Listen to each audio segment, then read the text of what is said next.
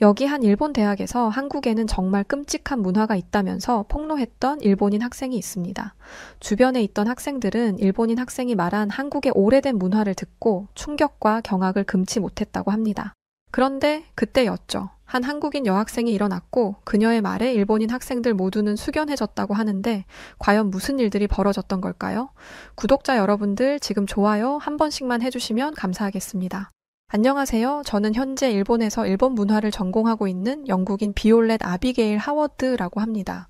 저는 이 사연을 쓰는 오늘 그토록 동경했던 일본을 떠나 영국으로 돌아가기로 마음먹었어요.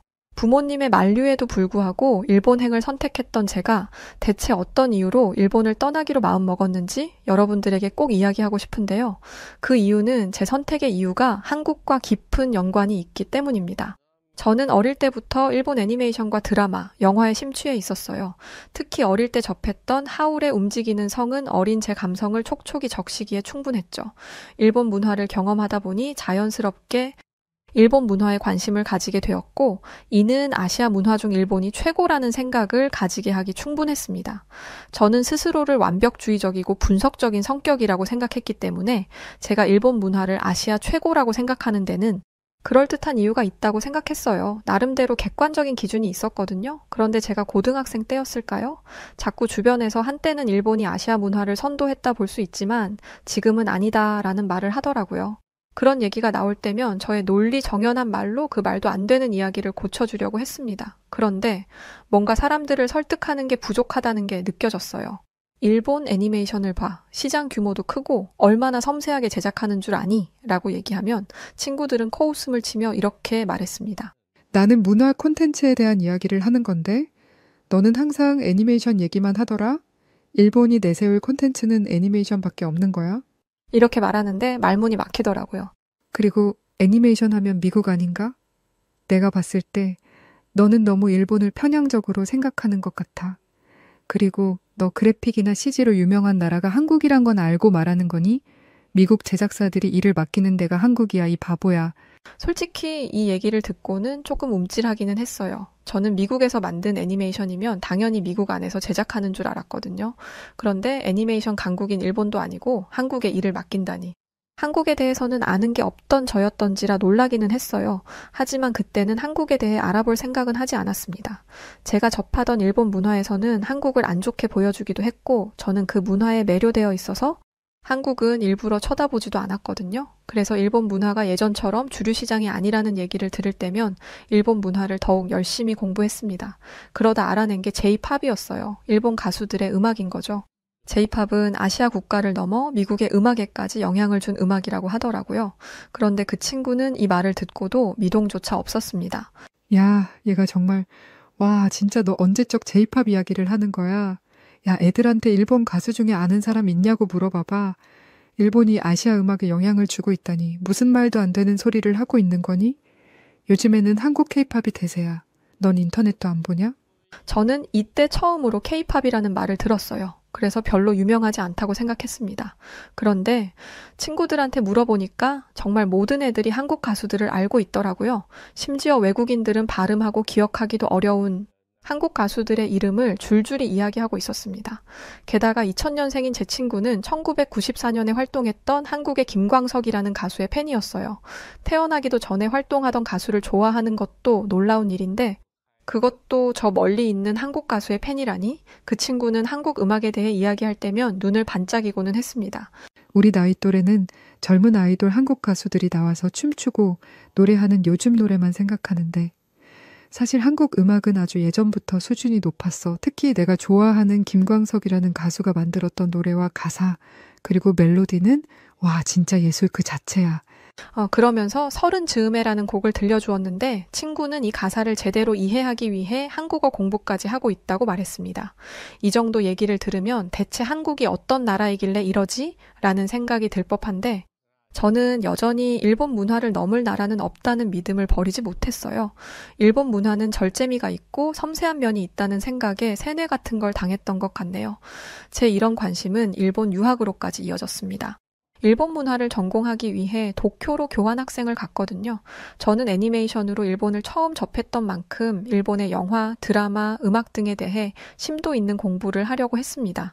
그런데 일본에 와서도 한국 이야기가 계속 들리더라고요. 그런데 좋은 이야기는 없었습니다. 제 담당 교수님이자 제게 가장 큰 영향을 끼친 다카하시 교수님은 아주 비판적인 분이셨어요. 그리고 한국 드라마를 굉장히 싫어하셨죠. 한국 드라마의 전개 방식은 일본의 드라마를 그대로 베낀 겁니다. 일본이 90년대에 만든 청춘 멜로 드라마를 한국이 따라한 거예요. 그런데 교수님이 이런 얘기를 하실 때마다 꼭 딴지를 거는 애가 있었습니다. 바로 미국에서 온 엘리였죠. 엘리는 대체 왜 도쿄로 교환학생을 온 건지 궁금할 정도로 한국 문화를 옹호했어요. 교수님, 한국이 일본의 드라마를 베꼈다고 하는데 교수님의 주장을 뒷받침할 근거가 있나요? 그러자 교수님은 코웃음을 치셨고 강의실에 있는 학생들에게 자신의 주장을 뒷받침할 근거를 찾아보라고 하셨습니다. 한국이 일본 걸 베낀 게 분명하다는 자신감이었죠. 그러자 교수님과 더불어 한국을 매우 싫어하는 요시다가 나타나서 강의실 컴퓨터로 검색을 하기 시작했습니다. 그러더니 원하던 자료를 찾은 듯 화면에 근거라는 걸 띄웠죠. 자, 이것 좀 보시죠. 이건 최근 일본에서 공개한 주방의 아리스라는 드라마입니다. 다음은 한국에서 공개한 이상한 변호사 우영우라는 드라마죠. 두 드라마는 공통점이 있습니다. 자폐 스펙트럼 주인공이 나와서 놀라운 능력들을 보여준다는 거죠. 지금 두 작품이 비슷하다는 것으로 논란이 되고 있는데 이것만 봐도 알 수 있는 거 아닌가요? 한국은 지금까지도 꾸준히 일본 드라마를 베끼고 있어요. 이거 말고도 수많은 증거가 있습니다. 저는 역시 라고 생각했습니다. 제가 그 드라마들을 본 건 아니지만 요시다의 말을 믿지 않을 이유가 없잖아요. 이 사건에서 한국이 더욱 괘씸하게 느껴지는 이유는 한국이 일본 작품을 베낀 걸로 전 세계 넷플릭스에서 1위를 했다는 겁니다. 일본에게 빼앗은 것으로 온갖 영광은 다 누리고 그것이 자신들의 능력인 양 행동하는 게 너무나 가증스럽습니다. 요시다는 교수님을 바라보며 뿌듯해했습니다. A뿔은 따놓은 당상이다. 이거죠. 당연히 교수님도 요시다의 태도를 만족스러워 하셨고요. 요시다가 거만한 표정으로 엘리를 바라보며 자리로 들어가려 할 때 엘리가 이렇게 말했습니다. 교수님, 어떤 근거를 제시할 때는 정확도가 중요하다고 말씀하셨습니다. 그렇죠? 교수님은 여전히 기분 좋은 웃음을 보이며 그렇다 대답하셨어요. 그러자 엘리는 피식 웃음을 지으며 말을 이었습니다. 두 작품이 표절 논란이 있어서 저도 본 적이 있습니다. 요시다 학생이 이야기한 것처럼 주인공 모두 자폐 스펙트럼을 앓고 있고 주인공이 홀아버지 아래에서 자랐다는 점, 함께 일하는 동료와 사랑에 빠진다는 점, 친어머니가 상당한 사회적 지위를 가진 집안의 딸이라는 점에서 아주 비슷하죠. 저는 엘리가 무슨 말을 하려는 건지 궁금했습니다. 한국이 베낀 게 확실하다는데 굳이 왜 똑같은 얘기를 하냐 이거였죠. 그런데 이어진 엘리의 말에 요시다는 물론 교수님의 얼굴까지 붉어졌습니다. 그런데 교수님, 요시다 학생이 한 가지 놓친 게 있는 것 같습니다. 일본 드라마는 2024년에 공개된 거지만 한국 드라마는 2022년에 방영됐어요. 대체 어떻게 먼저 방영된 드라마가 일본 드라마를 베낄 수 있죠? 한국인들에게는 예지 능력이라도 있다는 건가요? 그런 능력이 있다면 그건 나름대로 대단하네요. 교수님은 그 정보가 정확한지 오히려 엘리를 나무랐습니다. 하지만 엘리는 보다 정확한 증거를 제시했어요. 교수님은 말문이 막혔죠. 그토록 믿던 요시다에게 뒤통수를 맞은 것과 다름없으니까요. 교수님, 요시다 학생 때문에 학생들은 물론 교수님까지 혼란해질 뻔했습니다. 요시다 학생의 부족함을 확실히 지적해야 다시는 이런 일이 없을 겁니다. 저는 엘리가 똑 부러지는 성격인 건 알고 있었지만 이 정도일 줄은 몰랐어요. 교수님은 어쩔 수 없다는 듯 요시다에게 경고를 주었고 요시다는 B+ 성적에 그쳤습니다. 이후 교수님은 한동안 잠잠하셨는데 어느 순간부터 다시 한국에 대해 이야기하기 시작하셨어요. 요즘 일본에서 한류 문화가 기승을 부리고 있습니다. 이 문제에 대해 어떻게 생각하죠? 다른 학생들은 아무 말도 못했습니다. 여기서 한국 편을 들었다가는 교수님의 눈밖에 날 테니까요. 그런데도 아무도 일본 편에서 말을 하지는 않았습니다. 양심 때문이었대요. 한류의 흐름이 당연하다는 걸 알고 있는 사람들이니까요. 반면에 요시다는 아니었습니다. 요시다는 늘 그랬듯 교수님에게 말했습니다. 한류는 순수한 문화가 아닙니다. 한국 정부가 자국 문화를 수출하기 위해 엄청난 자금을 투자하고 있거든요. 관심도 없는 사람들한테 한류를 세뇌한 것과 다름없습니다. 이런 가짜 문화는 얼마 가지 않아 끝날 거예요. 교수님은 흐뭇하다는 듯 요시다를 바라보고 있었습니다. 요시다는 신이 났는지 한술 더 뜨더군요. 반면에 일본 문화는 자연스럽게 해외 팬들의 호응을 얻었습니다. 이게 바로 진정성의 차이가 아닐까요? 학교를 다니면서 엘리와 여러 번 이야기를 나누기도 했고 실제로 일본에 와서 본 일본 문화는 제 생각과 조금 달랐기 때문에 예전처럼 요시다의 말에 공감하며 고개를 끄덕이기는 어려웠어요. 사실 와서 느낀 건데 일본 문화는 해외에서 인기가 많다고 이야기할 수 없거든요. 애니메이션을 좋아하는 소수나 독특한 취향을 가진 사람들이나 좋아하지 세계적으로 인정받는 성과를 낸 게 없다고 해도 무방합니다. 전에는 내가 외국에 있어서 잘 모르는 거지. 일본 본토로 가면 일본의 진가에 대해 알 수 있을 거야 라고 생각했는데 최근에는 일본 문화가 그렇게 뛰어나다면 외국에도 이미 알려져 있어야 하는 거 아닌가? 마치 한국처럼 이라는 생각을 하게 되더라고요. 게다가 저는 이미 한국 예능 프로그램에 서서히 빠져가는 중이었습니다. 한국 예능 출연자들은 너무 과해요. 웃음소리도 크고 리액션도 과하잖아요. 반면에 일본 예능은 매우 절제된 매너를 보여주죠. 이건 문화의 성숙도 차이를 보여주는 겁니다. 이 얘기가 진짜인가 싶어서 보게 됐는데 솔직히 일본 예능보다 한국 예능이 수백 배는 재미있어요. 일본 예능은 이상한 분장한 사람들이 나와서 외설스러운 이야기만 해대는데 솔직히 여자로서 보기 거북하거든요. 그리고 절제된 웃음과 매너라고 하는데 그게 무슨 재미가 있겠어요. 남이 웃어야 따라 웃고 싶어지는데 인간이라면 누구나 환하게 웃으면서 재미를 유발하는 한국 예능을 좋아할 거예요. 그리고 미국인들이 가장 좋아하는 한국 프로그램 중 하나로 런닝맨이 있더라고요. 미국인들이 한국 예능 프로그램을 본다는 게 신기해서 저도 봤는데 저도 매주마다 보는 중입니다. 아이러니하게도 학교에서 한국에 대한 안 좋은 이야기를 들을수록 한국에 대한 관심도와 호감만 높아졌어요. 일본에 오니까 원하지 않아도 한국 이야기를 듣기 때문 같아요. 사연을 보내면서도 웃기네요.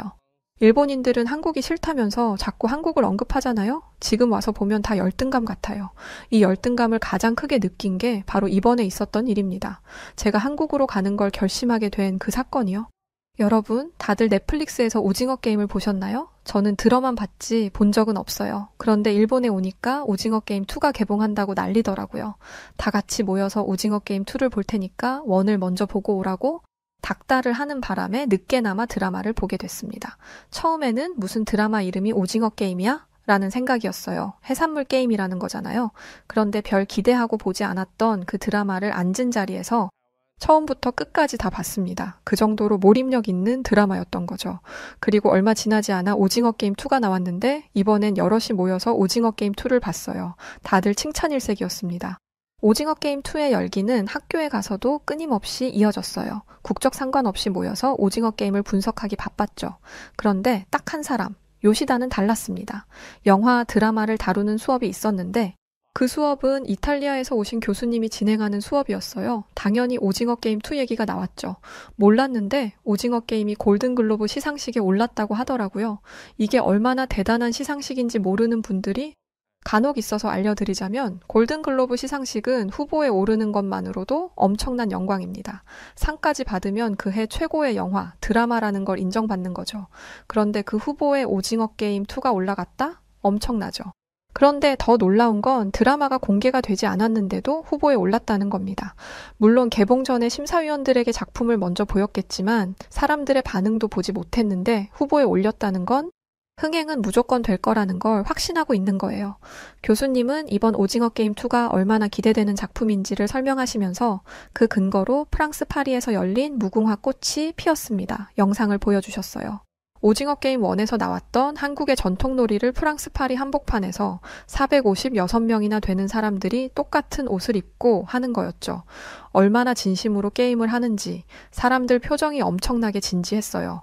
제가 더 놀랐던 점은 사람들이 게임하는 곳이 파리의 샹젤리제 거리라는 것이었습니다. 샹젤리제 거리는 부자들의 거리라고 할 정도로 고급진 명품 샵들이 즐비해 있고 수많은 파리 시민들이 거쳐가는 곳이에요. 그런 곳에서 모든 동료를 통제하고 게임을 한다. 게다가 수천 명의 파리 사람들이 그 모습을 관람한다? 오징어 게임이 아니었다면 절대 불가능했을 거예요. 교수님은 이 놀라운 사실을 알려주시면서 자연스럽게 한국 문화에 대해 알려주셨습니다. 왜 이 드라마가 흥행하는지에 대한 것이었죠. 교수님의 강의에는 빈 구멍이 없었습니다.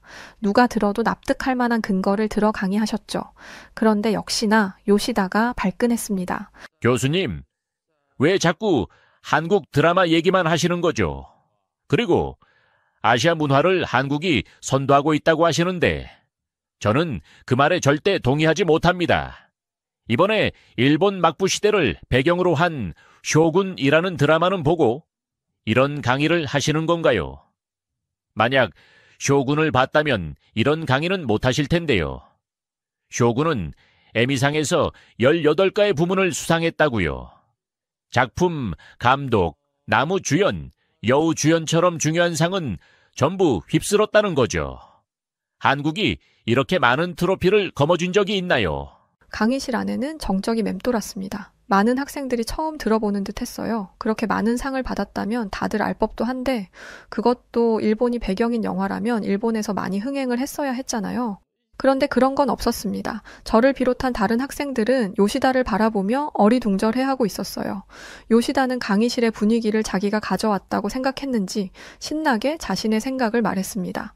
쇼군이 상을 받았기 때문에 오징어 게임 같은 한국 드라마가 후보에 오를 수 있었던 거예요. 아시아의 작은 나라가 어떻게 그런 큰 상위 후보가 될 수 있었겠어요? 쇼군이 길을 닦아놓은 거라고요. 그러니까 한국은 우리가 일본보다 우수해라고 말하기보다 일본에게 감사해야 한다고요.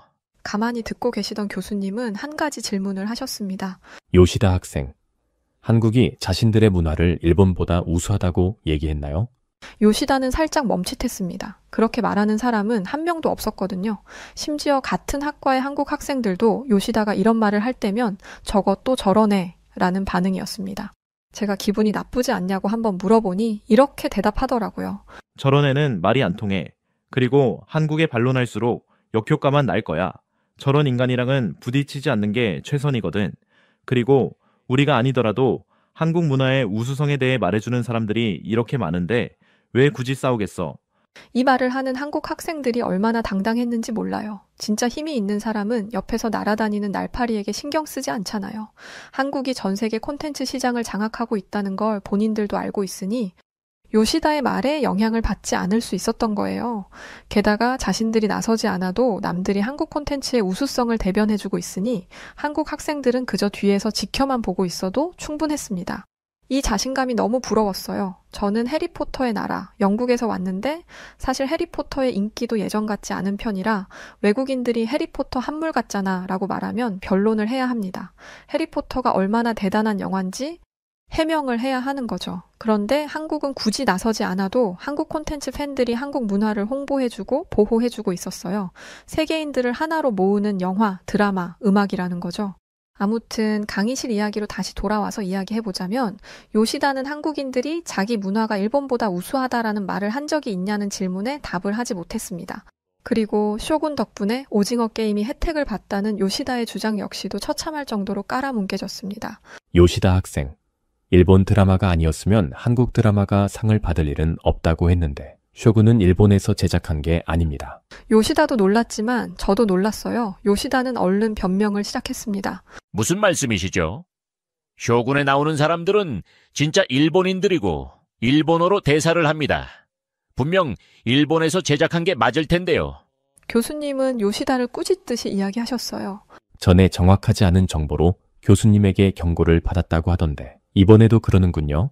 쇼군의 출연진과 대사가 일본인, 일본어지만 쇼군은 미국 회사가 제작했습니다. 일본 자본이 들어가지도 않았고 영화도 모두 제작을 미국에서 했어요. 요시다는 넋이 나간 듯 했습니다. 그렇게 일본을 자랑해댔는데 그게 남의 나라 거였으니까요. 미국 칭찬이나 하고 있었던 거죠. 쇼군이 아시아 작품으로서 길을 닦아놓은 덕에 한국 작품이 혜택을 받다던 그 이야기. 다시 한번 그 주장을 해보겠어요. 요시다는 얼굴이 새빨개졌습니다. 교수님은 잘못된 정보를 함부로 전달하는 걸 굉장히 싫어하시거든요. 성적은 포기해야 하는 게 당연했고 이 강의실에서 망신을 당할 준비를 해야 했습니다. 요시다 학생이 왜 자꾸 한국 드라마를 깎아내리려 하는지 모르겠네요. 한국 드라마의 작품성은 이미 입증됐습니다. 요시다는 아직도 할 말이 있는 듯 했어요. 쇼군을 미국에서 만들기는 했지만 쇼군의 배경은 일본입니다. 사람들이 일본에 관심이 있었으니까 쇼군이 인기를 끈 거예요. 교수님은 고개를 절레절레 흔드셨어요. 미국의 유명 평론가 그레이스 랜돌프를 알 겁니다. 그는 쇼군을 뛰어넘는 최고의 드라마로 오징어 게임을 꼽았어요.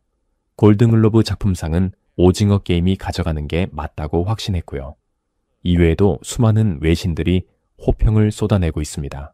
그리고 아는지 모르겠지만 오징어 게임은 현재 한국의 모습을 보여주고 있어요. 한국의 전통적인 모습도 보여주고 있고요. 사람들은 한국의 문화에도 관심을 가지고 있다는 뜻입니다. 이어서 학생들의 감상평이 이어졌어요. 한국의 배우들의 연기는 강렬해요. 할리우드 배우들의 연기만 뛰어난 줄 알았는데 한국인 배우들을 보고 소름이 돋았어요. 한국 드라마는 교훈이 있어요. 수많은 나라의 영화, 드라마를 봤지만 한국의 드라마처럼 교훈을 주는 나라는 본 적이 없어요. 심지어 오징어 게이머는 제작비로 280억을 썼지만 1조의 수익을 올렸다고 하더라고요. 3억 3천만이 이 드라마를 봤고요.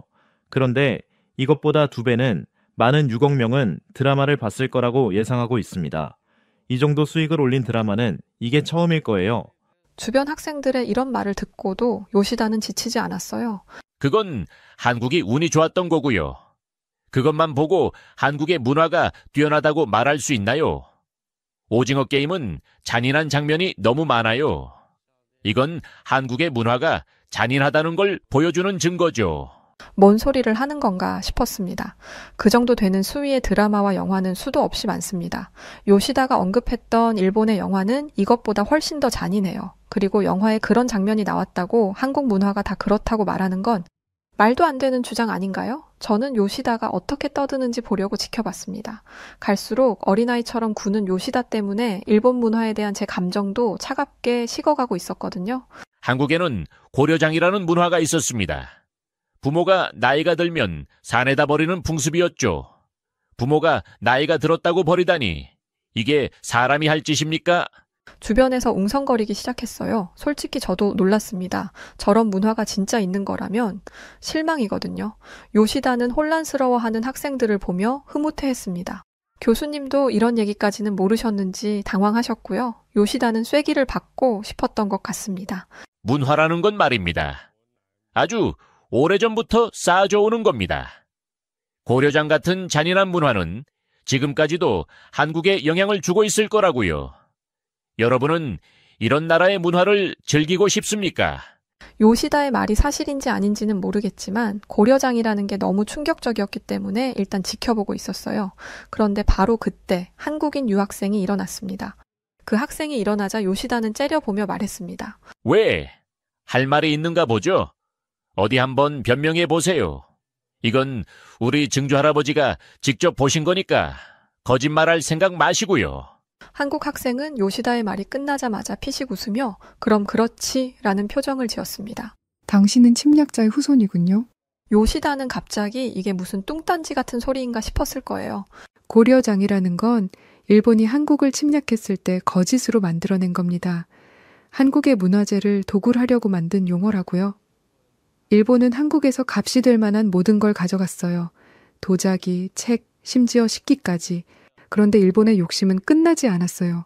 더 이상 가져갈 게 없자 무덤을 파헤쳐서 무덤과 함께 묻힌 귀한 것들을 가져가려고 한 거죠.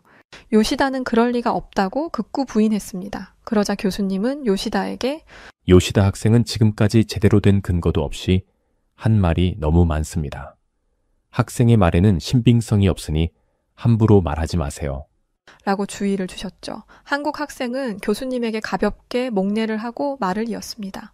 아무리 조선인을 핍박하던 일본인이라도 무덤을 파헤치는 건 쉽지 않았습니다. 왜냐하면 한국인들은 조상들을 끔찍하게 생각했거든요. 만약 무덤을 파헤친다면 일본도 감당하지 못할 정도의 일이 벌어질 거라 생각했던 겁니다. 그래서 거짓 역사를 만들어낸 거예요. 이 무덤에 묻힌 사람은 자기 부모를 생으로 고려장시킨 놈이니 이런 죽일 놈의 무덤은 파헤쳐도 된다라는 걸요. 역사서를 뒤져보세요. 아주 오래된 기록을 봐도 고려장이라는 건 없습니다. 부모를 공경하지 못한 사람을 강하게 처벌한 기록이라면 모를까. 한국인들은 부모를 섬기는 나라랍니다. 교수님은 학생에게 이걸 증명할 수 있느냐 물었습니다. 그러자 학생은 다음 시간까지 증거를 가져오기로 했어요. 반면에 요시다는 대답하지 못했습니다. 그러면서 한다는 말이 아니, 저희 증조 할아버지가 직접 봤다고 하셨어요. 한국 학생은 여기에 대고 또 한 번 단호하게 말했습니다. 당신 할아버지는 조선을 침략했던 일본 군인이었나 보네요. 그리고 조선인의 무덤을 파헤친 장본인일 거고요. 요시다의 얼굴이 새빨개졌습니다. 본인도 부끄러운 건 아는 모양이더라고요. 그리고 요시다를 보면서 저도 요시다가 왜 이렇게 한국을 억지스럽게 깎아내렸는지 알아차렸어요. 증조 할아버지 때부터 이어져 온 생각이었던 겁니다. 그리고 한국 여학생은 강의실에 있는 모두에게 말했습니다. 요시다 학생의 말대로라면 절대 보지 말아야 할 문화는 무엇일까요? 옆 나라를 침략해서 무덤까지 파헤쳐 문화재를 훔쳐간 나라의 문화? 한국은 일본에게 침략당해서 언어도 빼앗겼습니다. 웅성거림이 다시 시작됐어요. 한 학생이 물었습니다. 언어를 빼앗겼다는 건 한국어를 못 썼다는 건가요? 네, 맞습니다. 한국어로 대화하면 잡혀갔고 한국어를 잊지 않기 위해 교육을 하면 감옥에 잡혀가서 죽기도 했어요. 웅성거림은 더욱 커져갔죠. 한국 학생은 더 충격적인 말을 했습니다. 그리고 한글도 없애려 하고 한국의 모든 전통 문화를 뿌리째 뽑아버리려고 했어요. 하지만 한국은 우리 언어와 글자, 문화를 모두 지켜냈죠. 목숨을 걸고 말입니다. 그렇게 이어진 문화가 지금의 결과를 만들어낸 거예요. 한국인 학생의 이야기를 들으니 한국의 영화나 드라마, 음악이 더 특별하게 느껴지더라고요. 한국인들이 자국 문화를 얼마나 아끼는지, 그리고 이렇게 훌륭한 문화가 만들어지기까지 어떤 시련이 있었던 건지, 동시에 요시다를 향한 분노가 일었습니다. 그리고 그 분노는 일본 문화로 향했죠. 일본은 예의 바르고 얌전하고 정숙하다고 겉모습만 번지르르 꾸며놓고 실제로는 악랄하게 굴었던 거잖아요. 또 요시다를 비롯해 일본인 교수님들도 한국 문화를 일방적으로 깎아내리기 바빴습니다. 이런 모습 때문에 오만정이 다 떨어진 거예요. 그래서 영국으로 돌아가기로 결정한 거고요. 요시다는 분했는지 눈물을 흘리기까지 했고 동정심조차 들지 않았습니다. 수업이 끝난 뒤 저는 학생에게 달려갔어요. 감사한 마음을 전하려고요. 정말 감사해요. 용기 있게 이야기해주지 않았다면 저는 평생 한국 문화를 깎아내리면서 살았을 거예요. 한국 문화가 어떤 역사를 가지고 있는지 깨닫게 해주셔서 감사합니다. 그리고 자국 문화를 잘 알고 제대로 된 사실을 알리는 모습에 존경심이 들었어요. 한국 학생은 당연히 해야 할 일을 했을 뿐이라며 겸손하게 인사를 하고 떠났습니다. 저는 그 모습을 보면서 많은 걸 느꼈어요. 그리고 더 나아가 한국에서 공부하고 싶다는 마음도 들었죠. 한국은 수많은 시련 속에서도 자신들의 정체성을 지켜냈고 그것을 바탕으로 세계인들의 마음을 사로잡는 문화를 만들어냈어요. 한국의 드라마, 영화, 음악, 이 모든 것들이 지금의 자리에 오기까지 얼마나 많은 노력이 있었는지 이제야 알게 되었습니다. 이제 저는 런던으로 돌아가 한국어를 배우고 한국 문화를 제대로 공부할 계획이에요. 그리고 언젠가 한국에서 공부하고 싶어요. 진심으로 한국 문화를 이해하고 그 안에 담긴 의미를 배우고 싶거든요. 세계 문화 콘텐츠의 중심에서 좋은 영향력을 보여주고 있는 한국을 본받고 열심히 살겠습니다. 전 세계 저명한 인사들이 모이는 글로벌 인사이트 클럽이라는 오프라인 모임이 있습니다. 그런데 그곳에서 자신이 왕실 가문이라며 우리 태국을 편파하고 있는 한국을 중국과 함께 단 하루 만에 짓밟겠다는 태국인이 보이는데요. 그 모습을 가만히 지켜보던 클럽에 가장 연세가 많았던 노신사는 왕실 가문이라던 태국 청년을 향해 한마디 던지기 시작합니다. 과연 각국의 저명한 인사들이 모두 모이는 이 모임 안에서 대체 무슨 일이 벌어졌던 걸까요? 안녕하세요. 저는 외교 전문 프리랜서 기자로 활동하고 있는 미국 출신 웨이건 카테라고 합니다. 저는 국제 정치를 전문으로 다루는데요. 기자라는 직업은 정보력이 가장 중요하기 때문에 저는 다양한 정보를 얻기 위한 수단으로 글로벌 인사이트 클럽에서 활동하고 있습니다. 쉽게 말해 국제 정세에 대해 자유롭게 토론하는 사교 클럽이에요. 미국에는 이런 게 상당히 많거든요. 지난주 목요일 저녁 저는 여느 때와 다름없이 글로벌 인사이트 클럽의 정기 모임에 참석했습니다. 이 클럽은 국제정세라는 무거운 주제를 논의하는 곳이니만큼 사회적인 위치가 어느 정도 검증된 분들이 모여요. 그래서 분위기가 엄숙하고 다소 경직되어 보이기도 하죠. 특히 세계 정세가 혼란스러운 요즘에는 더더욱 무거운 이야기가 오고 가고 있습니다. 그런데 새로운 얼굴의 등장으로 인해 분위기가 조금 풀어졌어요. 6개월 만에 저희 클럽에 들어온 새로운 사람이었죠. 저희 클럽 멤버들 중 아시아인은 한국, 중국, 일본밖에 없습니다. 아시아의 강대국을 꼽자면 이 세 나라가 가장 먼저 떠오르기도 하고 실제로 본인 분야에서 한 자리씩 하고 있는 사람들이기도 했으니까요. 그래서 동남아시아에서 온 태국인의 등장은 꽤 낯선 것이었습니다. 하지만 낯선 것도 잠시 사람들은 자신을 아누차이야 사드라고 소개한 사람들에게 가서 사담을 나누기 시작했어요. 왜냐하면 그가 자신을 태국 왕실의 친척이라고 소개했기 때문이었죠. 다들 아시겠지만 사교 클럽의 존재 목적은 정보 교환도 있지만 인맥 관리의 역할이 큽니다. 그냥 평범한 태국인이었다면 이 정도로 관심을 받지는 못했을 거예요. 하지만 왕실과 가까운 사람이라면 말이 달라지죠. 태국 왕실의 위험이 어느 정도인지는 태국에 관심이 없는 저조차도 알 정도입니다. 군부 세력이 나라를 차지했을 때도 흔들리지 않았던 게 태국의 왕실이고 여전히 태국의 국민들은 왕실을 향한 무조건적인 충성을 보내고 있다고 하죠. 이렇다 보니 사람들은 안욱과 좋은 관계를 만들어 나쁠 게 없다고 판단했고 그에게 가서 인사를 건네고 있었던 것이었습니다.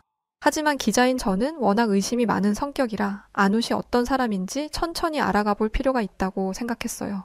보통은 클럽에 들어오기 전에 이름이 언급되면서 이런 사람이 들어올 건데 어떠냐라는 식으로 클럽 구성원들에게 언지를 주기 마련입니다.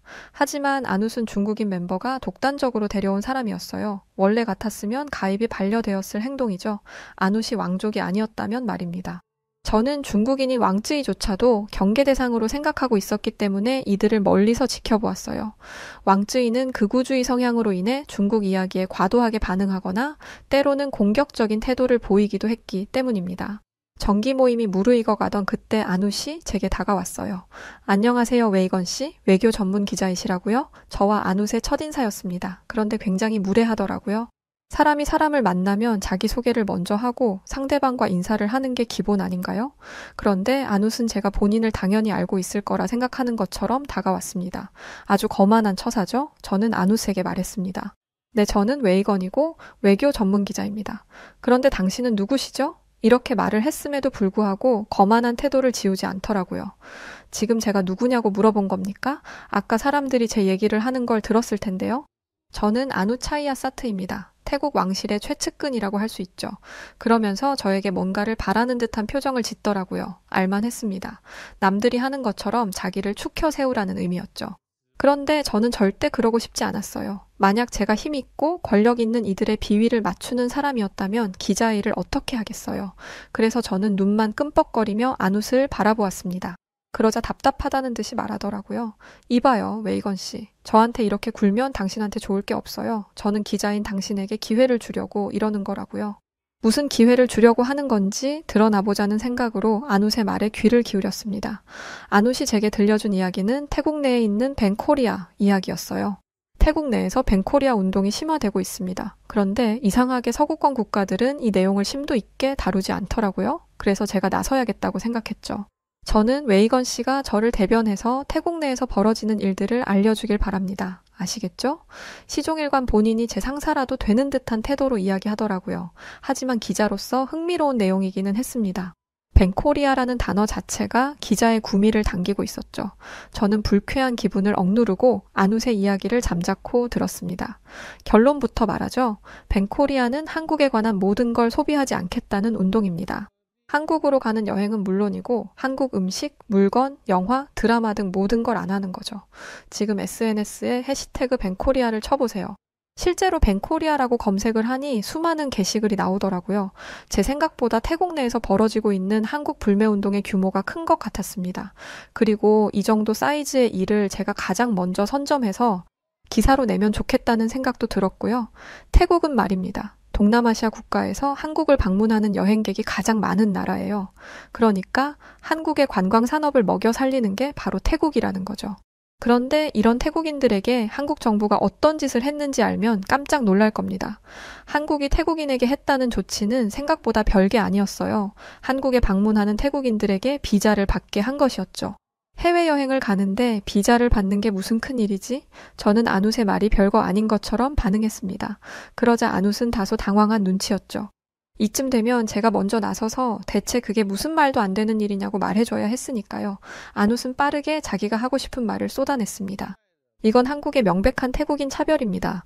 왜 태국인들만 이렇게 복잡하고 까다로운 입국 절차를 견뎌야 하냐 이 말이에요. 다른 나라는 무비자 입국도 하는데 태국은 무조건 비자를 받아야 한다는 게 말이나 됩니까? 아누스의 목소리가 커지자 저희 주변으로 사람들이 모이기 시작했어요. 그러자 아누스는 자기 편을 들어줄 사람들이 많아졌다고 생각했는지 더 큰 목소리로 말을 이었습니다. 여러분은 어떻게 생각하십니까? 한국이 비자를 받게 하는 것만 했다면 제가 이렇게까지 화를 내지는 않았을 거예요. 적당히 항의만 하고 말았겠죠. 속으로는 이게 무슨 항의할 거리라고 별짓을 다 하네 라고 생각했지만 잠자코 들었습니다. 그런데 한국은 비자도 발급받고 한국 땅을 밟은 사람을 다시 태국으로 돌려보내기도 했어요. 이게 말이 됩니까? 예? 하라는 대로 다 했는데 돌려보냈다뇨. 주변에서 웅성거리는 소리가 들었습니다. 하지만 저희가 있던 곳은 엘리트들이 모이는 글로벌 인사이트 클럽이에요. 한 사람의 말만 듣고 편파적인 생각을 하는 1차원적인 사람들은 없죠. 그래서 한 사람이 나섰습니다. 저는 일 때문에 1년 정도 한국에서 살았습니다. 그런데 제가 경험한 한국은 상당히 개방적이고 포용적인 사회를 만들기 위해 노력하고 있었어요. 지금 아누 씨가 하는 말은 태국인의 입장으로 너무 편향되어 있네요. 그러자 아누스는 이렇게 대답했어요. 당신 국적이 어디죠? 캐나다입니다. 이것 보세요. 한국은 백인과 강대국에게만 친절합니다. 당신이 캐나다 사람이 아니라 필리핀이나 태국, 베트남 사람이라면 상황은 달라졌을걸요? 그러자 캐나다 사람은 또다시 대답했어요. 글쎄요, 제가 본 한국은 달랐습니다. 한국은 동남아에서 온 여성과 가정을 꾸린 이들에게 여러 가지 복지 정책을 하기도 했어요. 한국어 교실을 열어서 언어를 가르치기도 했고 다문화 가정에서 태어난 아이들을 위한 교육 프로그램도 있었고요. 무엇보다 학교 교육 과정에서 이런 차별적인 행동을 하지 않도록 가르치고 있기도 합니다. 제가 한국에서 살 당시 저희 아이를 한국에 있는 학교로 보냈었기 때문에 아주 잘 알고 있어요. 확실히 신빙성 있는 말이었어요. 한국이 왜 비자를 요구하기 시작했는지에 대한 언급은 없이 무작정 한국에 대한 불만을 쏟아내는 아눕보다는 말이죠. 아누스는 클럽에 모여있던 각국의 기자들을 향해 이렇게 말했어요. 그러면 뭐 하나요? 태국인들의 입국을 막고 있다는 것만으로도 한국 정부가 얼마나 바보 같은지를 알 수 있어요. 동남아 국가 중 한국을 가장 많이 방문하는 태국이 발길을 끊는다면 한국의 관광산업은 어떻게 되겠어요? 이 일이 있은 후로 한국에 방문하는 태국인의 수가 작년에 비해 21.1%나 줄었습니다. 이게 뭘 의미하겠어요? 앞으로 한국을 방문하는 관광객의 수가 점점 줄어든다는 의미죠. 그런데 바로 그때 언제 왔는지 모를 한국인 멤버 성민 씨가 나타났습니다. 듣자 하니 못 들어주겠네요. 태국이 없으면 한국이 망할 거라는 식의 사고방식은 대체 어디서 나온 겁니까? 태국 관광객의 수가 줄어드는 동안 중국, 일본, 대만을 비롯해서 한국을 방문하는 여행객들의 수가 폭발적으로 늘었습니다. 그러니까 한국은 태국 관광객 없이도 잘 먹고 잘 산다는 의미예요. 여기서 이렇게 말도 안 되는 헛소문으로 힘 빼지 말고 태국에 있는 한국 관련 사업장이나 신경 쓰시죠? 역시 아누시 과장되게 말한 게 맞더라고요.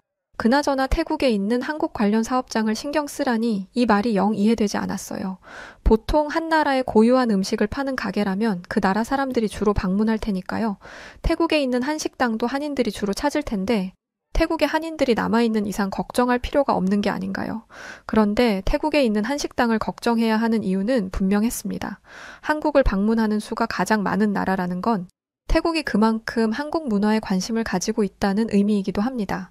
즉, 한인들이 한국 관련 사업을 하는 것보다 태국 현지인들이 한국 관련 사업을 하고 있는 경우가 더 많다는 거죠. 이 경우 벤코리아로 인해 피해를 보는 건 한국이 아니라 태국의 자국민이 됩니다. 결국 태국은 한국을 배척하면서 스스로 자멸하고 있는 거예요. 그런데 아누스는 이 말의 진짜 뜻을 이해하지 못했습니다. 이를 바득바득 갈면서 한국인 성민 씨의 말에 반박을 하는데 그 모습이 지성인이라기보다는 철없는 아이처럼 보일 정도였죠. 대체 여기에 어떻게 온 건지 왕쯔이가 데려왔을 때부터 알아봤어야 했어요. 그런데 아누세 성숙하지 못한 태도에 불쾌감을 느낀 건 저뿐만이 아니었습니다. 다른 멤버들도 서서히 아누세 곁을 떠났고 아누스는 첫 등장과 전혀 다른 모습으로 그 장소를 떠났습니다. 이 모임 이후 저는 벤코리아와 관련된 객관적인 사실에 대해 알아보기 시작했습니다. 그런데 까면 깔수록 아누세 말이 매우 편향되어 있다는 것을 알 수 있었어요. 한국이 태국인들의 입국 과정을 까다롭게 한 이유는 한국의 불법 체류 국가 1위가 태국이었기 때문입니다. 게다가 불법 체류를 하면서 한다는 게 대부분 불법적인 일이더라고요. 약물이나 성적인 부분까지. 이걸 알고 나니 한국의 조치가 너무 늦은 게 아닌가라는 생각을 하게 될 정도였어요. 어떻게 지금까지 그냥 내버려뒀지? 싶었죠. 그렇게 안욱과의 인연은 끝이라고 생각했습니다. 그런데 그 다음 날 안우시 제 사무실을 찾아왔어요. 와서는 화를 낼 줄 알았는데 의외로 고분고분하더라고요. 웨이건 씨, 저는 정말 당신의 도움이 필요합니다. 내가 여러 곳을 다니며 이 사실을 알렸는데 그 어느 곳에서도 태국의 억울함을 들어주지 않았어요. 저는 왕실 가문이에요. 돈은 넉넉히 드리죠. 이게 대체 무슨 말인지 당연한 일이죠. 태국은 억울할 일이 없으니까요. 억울해야 하는 건 졸지에 인종차별을 서슴지 않는 나쁜 국가가 된 한국이어야 합니다. 안웃은 제 이런 생각은 전혀 모른 채 제가 무례하게 굴었던 게 있다면 진심으로 사과합니다. 그러니 세계의 진실을 알려주세요. 하지만 이렇게 간절한 사람을 어떻게 외면하겠어요. 저는 안웃에게 당신이 그렇게 억울하다면 이번 모임에 와서 하고 싶은 말을 해라 라고 말했습니다. 그러자 너무 좋아하면서 알겠다고 하더라고요. 하지만 안웃은 하나만 알고 둘은 모르는 사람이었어요. 제가 제안한 모임은 이전 정기 모임보다 훨씬 많은 사람들이 그리고 훨씬 다양한 분야의 사람들이 모이는 곳이라는 걸요. 며칠 뒤 글로벌 인사이트 클럽의 대규모 모임이 열렸고 본격적인 사교 모임 전 각자 가지고 온 다양한 이야기들을 꺼내놓기 시작했습니다. 그 중에는 기르던 강아지가 새끼를 낳았다는 등의 지극히 개인적인 얘기도 있었고 경제에 관한 이야기와 정치에 관한 이야기도 다양하게 들을 수 있었죠. 마침내 제 차례가 되었을 때 저는 그 자리에 모인 분들에게 안웃을 소개했습니다. 정기 모임에 오신 분들이라면 다들 아시겠죠? 태국 왕실 소속 안웃 차이아사트 씨입니다. 그런데 제가 안웃의 이름을 부르자마자 안웃이 다급하게 제 소매를 당겼어요. 그러면서 왕실 소속이 아니라 왕실 측근이라고요. 라는 말을 속삭이듯 하더라고요. 아니, 전에는 본인이 왕실 소속인 것처럼 굴길래 그게 그건 줄 알았습니다. 하지만 이제 와서 말을 바꾸기도 애매하고 그냥 하고 싶은 말이나 하라며 자리를 비켜주었어요. 제가 자리를 비켜주자 안웃은 처음 만났을 때 그 모습으로 자신만만하게 이야기를 시작했습니다. 그런데 안웃의 말이 길어지면 길어질수록 공기가 싸늘해졌어요. 모든 말을 마친 안웃은 그제야 자신을 이상하게 바라보는 사람들의 눈빛을 눈치챘습니다. 그리고 한 사람이 안웃에게 한 가지 질문을 던졌어요. 당신이 한 말에는 왜 한국이 태국인에 대한 입국 심사를 강화했는지에 대한 객관적인 지표가 없군요. 대체 무슨 얘기를 하고 싶은 겁니까? 감정에 호소하기 전에 팩트를 가져오세요. 팩트를. 그러자 안웃이 한 말이 아주 가관이었어요. 한국이 이런 식으로 굴수록 태국 내의 한국의 이미지는 계속해서 악화될 겁니다. 현재 태국 내의 벤코리아는 불매운동을 넘어서 국가적 갈등으로 번지고 있어요. 한국은 잘 모르는 것 같은데 태국 국방부 장관은 중국과 함께라면 한국을 순식간에 점령할 수 있을 거라고 말했습니다. 이건 정말 위험한 발언이었어요. 동네 친구들이랑 술 마시면서 하는 얘기도 아니고 공적인 자리에 있는 사람들에게 이런 말을 하다니, 특히 요즘처럼 국제 정세가 경직되어 있는 상황에 이런 말은 좀 아니었습니다. 더군다나 태국이 한국을 상대로 군사적 발언을 하며 점령 어쩌고 하는 말이 참 우습게 들리기까지 했죠. 아니, 태국이 한국을?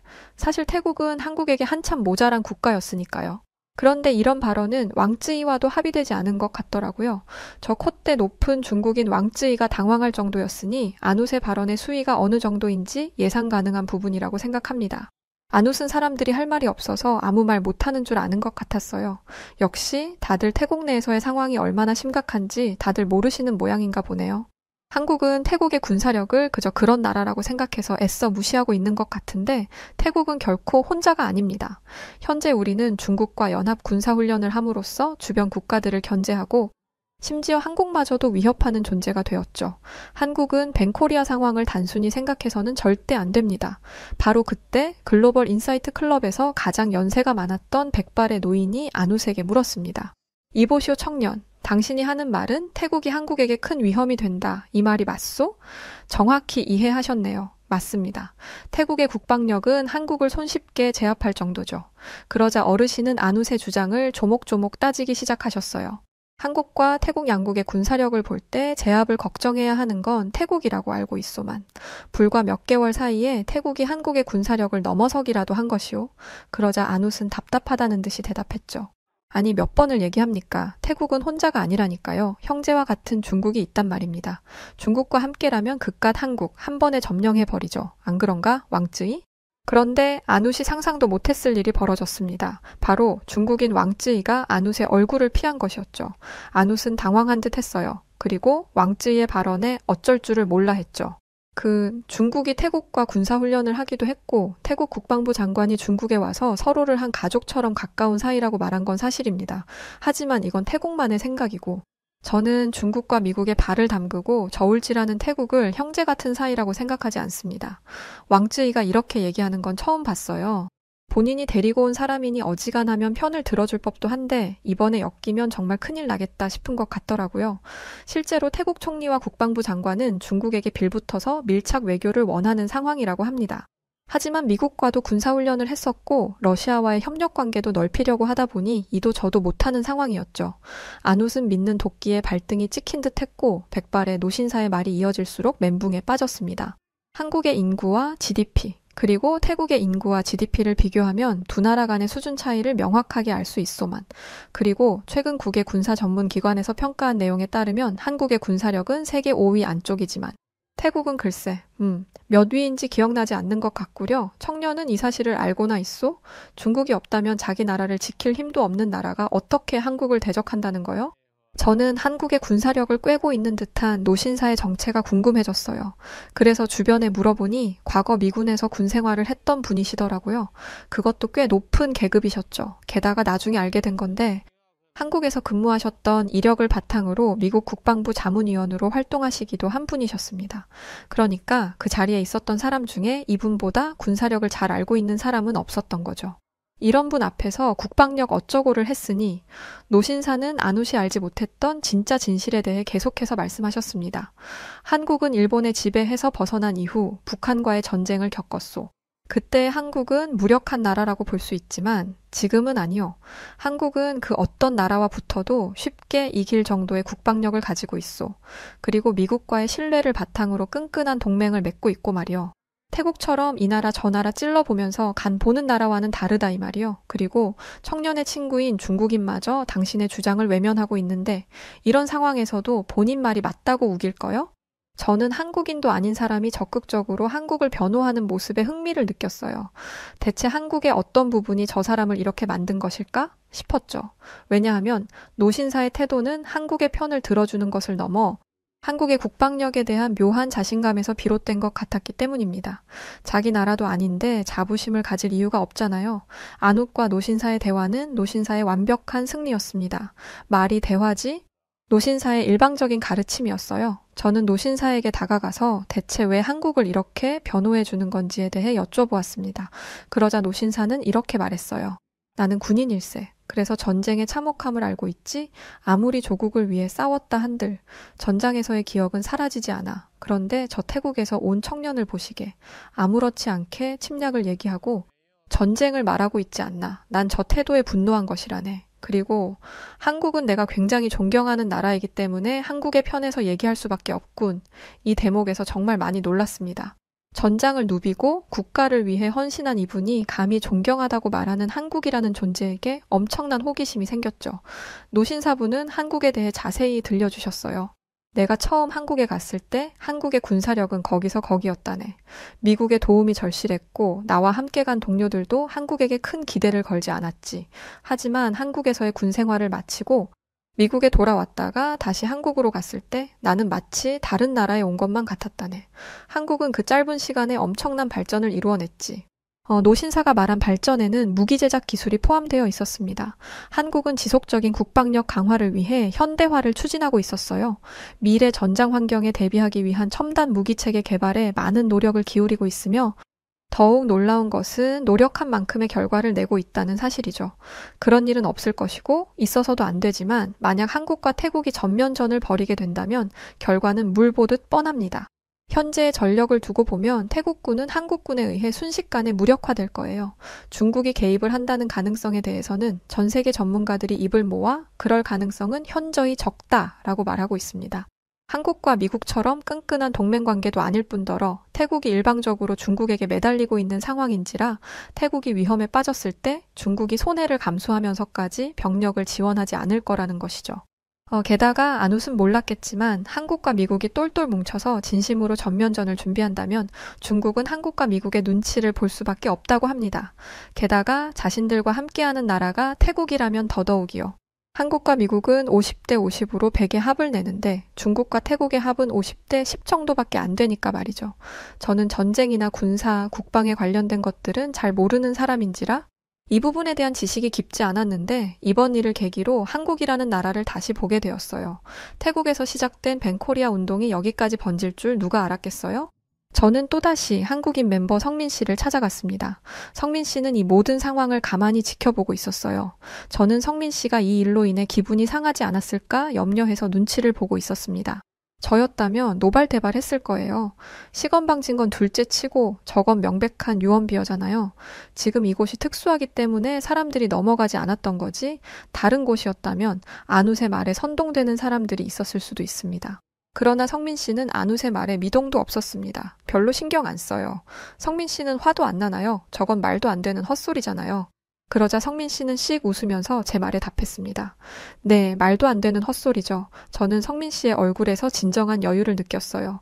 아, 이게 바로 승자의 얼굴인가? 싶었죠. 어느 정도 수준이 맞는 사람들끼리 치고받고 싸우면 타격이 있겠지만 한국과 태국은 수준 차이가 너무 많이 나잖아요. 그리고 생각을 할 줄 아는 사람이라면 한국과 태국의 수준 차이가 어느 정도인지 분명히 알 것입니다. 그걸 모르는 사람들은 태국 사람들 뿐이죠. 성민 씨는 대꾸할 가치조차 없기 때문에 잠자코 있었던 것이었어요. 가만히 있어도 싸워주는 분들이 있어서 감사할 따름이네요. 가서 인사라도 드려야겠어요. 성민 씨는 이 말을 끝으로 노신사에게 다가가 정중한 인사를 건넸습니다. 그 모습을 보는데 진정한 강자를 만난 것 같았어요. 성민 씨의 뒷모습을 한참 동안 보고 나서야 안웃이 생각났습니다. 그래서 열심히 눈을 굴려 안웃을 찾았는데 구석진 곳에서 왕쯔이와 실랑이를 하고 있더라고요. 조심히 가서 그들이 하는 말을 엿들었는데 정말 코미디가 따로 없었습니다. 이봐, 왕쯔이, 당신은 내 편을 들어줬어야지. 나를 저기에 밀어넣고 당신은 아무것도 모르는 척하는 게 말이 돼? 뭐라는 거야, 이 인간이. 내가 언제 당신더러 이런 말 하랬어? 뭐, 중국과 태국이 가족같이 가까운 사이라고? 이게 어디서 중국을 팔아? 중국 놈들은 믿을 게 못 된다더니 그게 사실이구만? 누가 할 소리? 너 왕족 어쩌고 하더니 그거 다 거짓말이잖아. 내가 그걸 모를 줄 알았어? 와, 이건 조금 충격이었어요. 왕족을 언급하면서 사람들에게 으스대던 안웃이 왕족과 전혀 상관없는 사람이었다니? 안웃이 아무 말도 못하는 동안 왕쯔이는 계속 말을 이었습니다. 아니, 됐다. 네가 왕족이랑 친하든 왕족이든 상관없어. 태국 내에서 태국 왕실의 위엄이 예전 같지 않잖아. 배꼽티 입고 다니면서 나라 망신시키는 왕을 누가 존경하고 따르겠어? 왕이 있다는 자부심으로 존경하는 척하지만 실제 태국인들은 왕실을 전혀 존경하지 않아. 맞지? 안웃은 여전히 말이 없었어요. 그러더니 이렇게 말하더라고요. 네가 그런 말을 하니까 좀 웃기네? 태국 왕실은 전통성이라도 있지. 너네 중국은 독재 정권이 마음대로 전권을 쥐고 흔들고 있는 거잖아. 그리고 그 독재자 때문에 나라가 망해가고 있지 않아? 중국 경제가 바닥으로 떨어지고 있는 걸 내가 모를 것 같냐? 이걸 바로 개싸움이라고 하죠. 안웃을 자신의 절친한 친구라며 소개하던 왕쯔이는 안웃을 비난하고 있었고 안웃은 자신이 의지하던 왕쯔이를 헐뜯고 있었습니다. 나중에는 욕지거리까지 하면서 주먹다짐으로 변하더라고요. 사람들이 말려서 금방 떨어지기는 했지만 이미지는 바닥을 친 지 오래였고 왕쯔이는 클럽에서 영구 제명됐습니다. 애초에 자격조차 없고 거짓말을 한 안웃은 발조차 못 들이게 됐고 말이죠. 아마 대통령이 추천한다 해도 들어올 수 없을 거예요. 저는 저와 전혀 연관이 없을 거라 생각했던 태국과 한국 사이에서 벌어진 일이 이와 같은 나비 효과를 불러올 거라고는 상상도 못했습니다. 그리고 제가 이번 일을 계기로 한국에 가게 될 것이라는 걸요. 지금까지 한국과 관련된 기사를 써볼 생각은 못했는데 이번 한국 방문을 통해 한국에 대해 전할 말이 생길 것 같습니다. 네, 오늘 사연은 여기까지입니다. 전 세계 사람들이 친목 활동을 하는 모임이 있었군요. 글로벌 인사이트 클럽? 저는 처음 들어보긴 하는데 여하튼 태국 이슈가 그곳까지 불어대고 있었네요. 한국은 신경도 안 쓰는데 태국이 난리더라고요. 자, 그럼 오늘 사연 어떻게 들으셨나요? 사연이 좋으셨다면 구독, 좋아요 부탁드리고, 그럼 지금까지 저는 여우튜브 송은지였습니다. 영상 끝까지 시청해주신 모든 분들 고맙습니다. 그리고 늘 그렇듯 우리 구독자분들 모두 사랑합니다. 감사합니다. 당신만의